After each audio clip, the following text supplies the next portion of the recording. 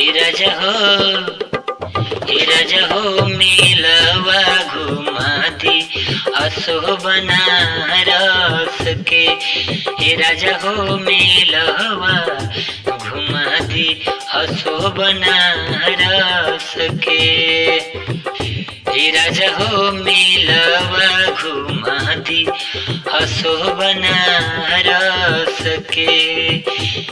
हे राजा हो मेलवा घुमा दी असो बनारस के। दर्शन करे खातिर जाई पांडेपुर हो,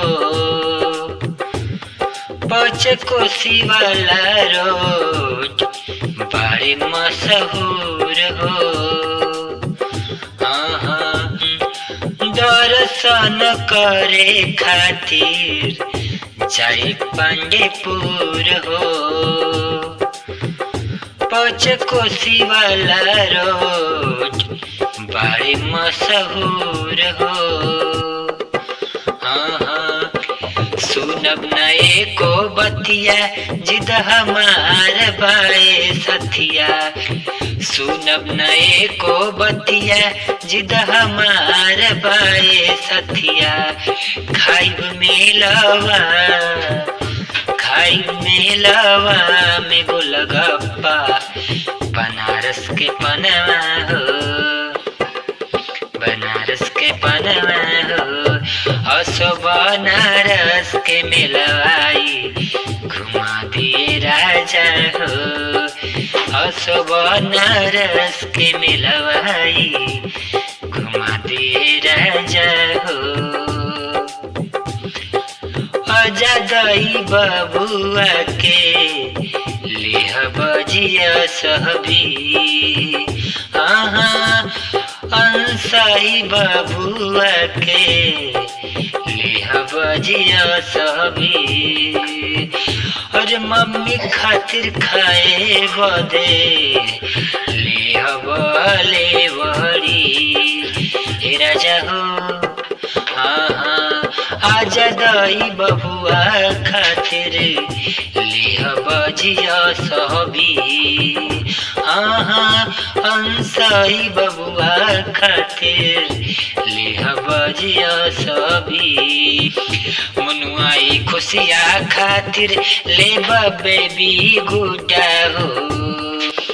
मनुआई खुशिया खातिर ले बेबी गुड्डा हो।